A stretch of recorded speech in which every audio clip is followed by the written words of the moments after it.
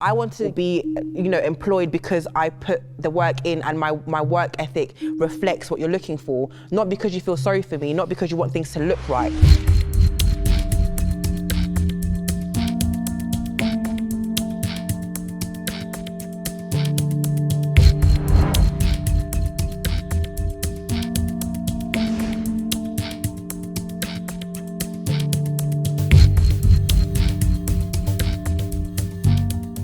A world-famous singer recalls a story from their past when their friend was assaulted. Upon establishing the perpetrator's ethnicity, he spent a period of time looking for people of that racial heritage to attack with a weapon. He recalls this story with remorse and regret, admitting he was wrong for being vengeful and denies racism. However, in the midst of public outrage, he has had his headline tour cancelled. Were they right to cancel his tour?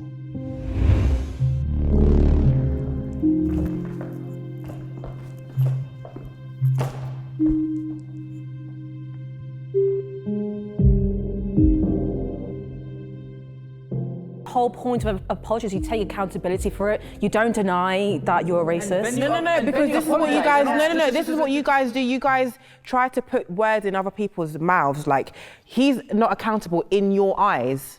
Like, you can't, or whoever, even if there's a majority of you feel like, oh, he didn't take accountability. He apologized, he recognized that what he did was wrong. Fair enough, but all of us, even if it's not to the magnitude of him going out and attacking or wanting to attack a particular type of person, we've all had negative thoughts. My opinion about, let's say, for example, he didn't have a thought. He went out into the street looking for people to kill. Allowed the capacity for people to change.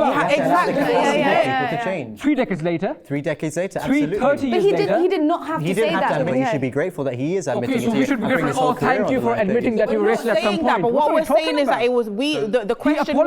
He apologized. First of all, he apologized with the expectation that he would be forgiven. The question was, do you agree or disagree, however polarized those opinions are, that his tour should have been cancelled? I disagree. For me personally, he has recognised, he has addressed, and what else do you want him to do? No, but he should suffer at least some consequences. He has. He suffered his tour is cancelled, so he's losing money. That is the consequence. That is why we agreed that's a good thing. Let's not forget that there are so many Liam Neesons who kill black folks every year, like in America, even in England as well. So to kind of enable them and say, oh, they apologise all the time. But We're not it does show enabling. this mindset is so ingrained. Like, imagine, like, there are people out there thinking, oh, I want to kill a black person. No, but Does that not they show might you? just wake up and decide that they want to kill a black person. Well, the scenario was that the person got sexually assaulted by a black person, and that enraged him to the point where he wanted to go out and hurt. Even though that is not good, you can almost have some sort of compassion towards why that led him. Naturally, you might find yourself looking at that type of person a different way. In his ignorance. As ignorant as it sounds, if that happens to someone close to you, you feel like you have the right to feel that type of way. So for him to show, he recognises it was wrong, but he's not just waking up and saying, oh yeah, I used to go to work and mistreat the black people just because I felt like it. No, that's not what he's doing. Like, when you are real, we as a collective, we can tell you what you did was wrong, you're gonna receive this humiliation, and you change your behaviour. If we don't do that and one person loses their tour because they spoke about something that was real to them, we all pretend that we're not bad people. We all are fake, and we have these thoughts and we do these things and we just don't verbalise them because we know there's consequences. I question just how much we think about race, like in our brains, when we interact with people. And it's a conversation I try to force almost when I meet people. Thank you. Classic SOAS student. That was good. A company founded by black owners has decided to only hire black employees. This was based upon the notion, in order for black people to be financially empowered, we must take radical steps to ensure that black people do not face marginalization in the workplace. Is it okay to discriminate in this way?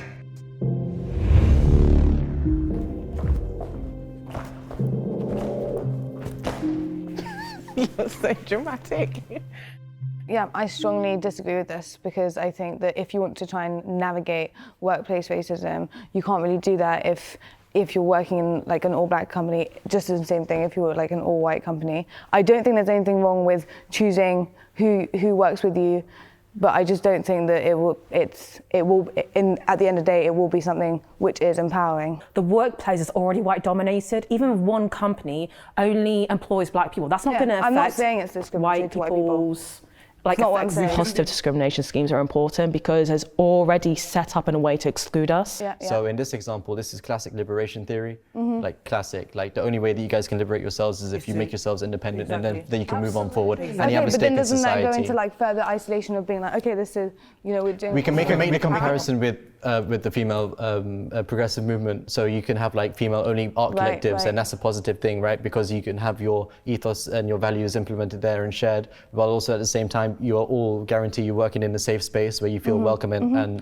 be able to express your ideas. Yeah, no, I don't disagree with that. And then creating opportunities for like-minded people. It's kind of a double standard. So, like the way society portrays black folks as lazy, like because they can't get jobs, they blame on the fact that they blame on the idea that they are incompetent. But when black folks actually want to start their own businesses and create their own spaces, they are demonized for that as well. How long we have to, look how many conversations we have to have in order to highlight the fact and truth that within the corporate industry, it is predominantly like white. And so why is it not BAME? Why has it not been said that it's more everyone? I'm not saying it is a bad thing. I'm just saying that if they're trying to navigate this workplace racism, why not include other ethnic minorities? And also, let's not forget that non-black people of colour, we do discriminate against black folks. Yeah. Like to say that this is unfair towards like other ethnic groups, but other ethnic groups are anti-black. I'm saying this as an Iraqi person. My community is so anti-black. My experience with race growing up has been quite unique. I grew up in Togo from the ages of 6 months to 6 years old.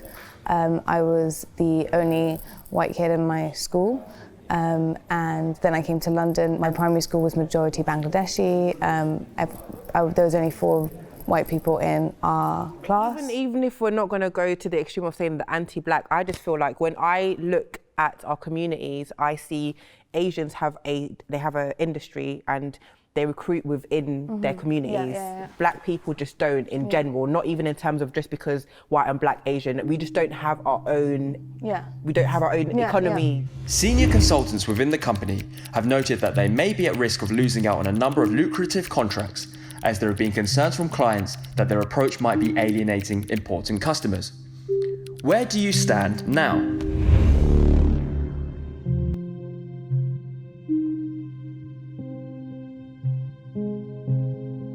In this day and age, if you tackle that financial empowerment part of things, that racist factor will automatically reduce.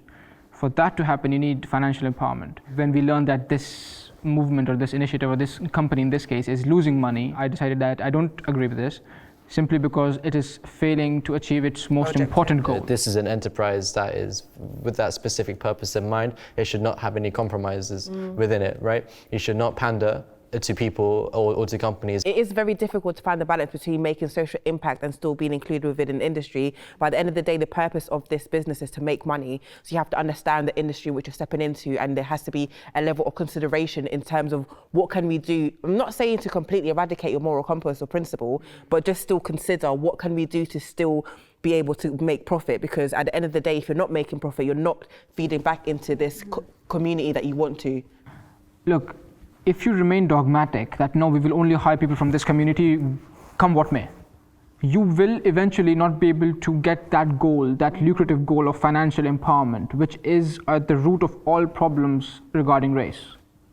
So you see, when you tackle that big, huge financial empowerment problem, which you won't be able to if you follow your approach by not diversifying or looking for solutions to get those lucrative contracts back, that will actually be degenerative to your objectives, because we all share the same goals here, but through this approach we can actually achieve them. Movements in themselves are exclusive in nature because they want to advance the interests of a certain niche group of people. Well, I'm an Indian Muslim, and well, Muslims are a rather integral part of the Indian population. When you come to a diverse country like India and then you want to talk about Muslims first, for example, that just makes the whole situation a lot more worse. A white and a non-white candidate are up for a senior position.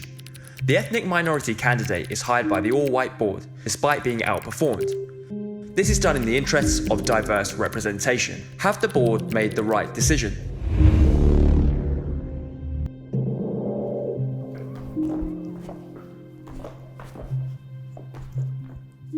You don't understand the fact that in order to get into that sector of business, you need to have someone pull you in. It's very nepotistic. It's all an old boys club. I can speak from experience in law. You have to know someone. If I, as a consumer, I assume that you guys have employed the best suited person to carry out this job, not because you feel sorry for him. That just doesn't make sense. This is not about feeling sorry. This is about opportunity. This is about opportunity. There was a testing process. One person came out ahead of the other. Yeah. And then you choose the loser. Maybe they got better schooling. Maybe they're from a better family. All of those things, great. But that doesn't take away from the fact that they are better, given the test that you have run at what you have asked them to do. This is white privilege in action. Yeah, no, I'm not agreeing with white privilege. What I'm saying is that that person is qualified. If you are only employing somebody because you feel like it's a good look for you, it's not. You don't really care about the development of that person. But you're only solving the cosmetics of the problem. It's entirely pragmatic. It's from the third point, exactly. Looking at it from the third party perspective here. Meritocracy needs to always win. There needs to be change, but not at this level. When this kid gets this job and then grows up, that is now going to trickle down and inspire everyone else that he is in. But you have to. What a lot of corporations do is that they would hire like a token POC just to fill like a criteria. But this person, like, they often don't bother training them. Do you celebrate diversity and inclusion? Not in this way. This is a subjective not in this question. way. This company is historically white, and only so. Let's disrupt that. When I was younger, I used to be really into like guitar music and rock music, and then you survey the scene and then you barely see any, coloured faces. I always felt that was something I could never really get into really fully. Like if I wanted to put myself out there, I felt as if I wouldn't be accepted into that space.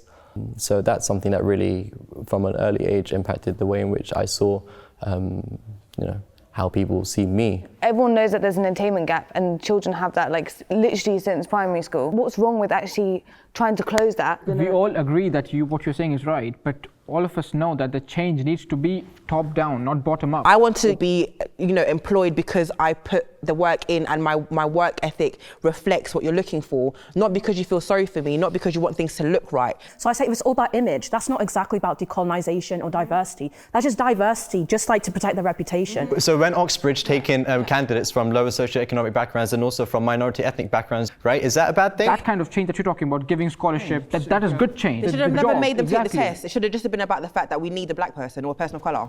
Then the test is irrelevant. You need to train them from the beginning. There needs to be change on the school level, on the college level, we agree, but not on the job level. Not giving something that people don't deserve. Also, I don't think there's anything wrong with being offended by an offensive opinion, because if you don't get offended, if you don't criticize, society can't grow. I might feel like because I dress this way and I speak this way, people should respond to me, but that's me feeling entitled based on who I think I am. You don't have to identify with a certain race or a certain niche line of thinking just because you were born into it and you've experienced it. I think this was such a great learning experience, because I think I was so nervous, learned so much specifically with the company, with having the black employees. That was really insightful, because I'd never actually thought about it in the other way. Team, bring it in! When you get outside there, people.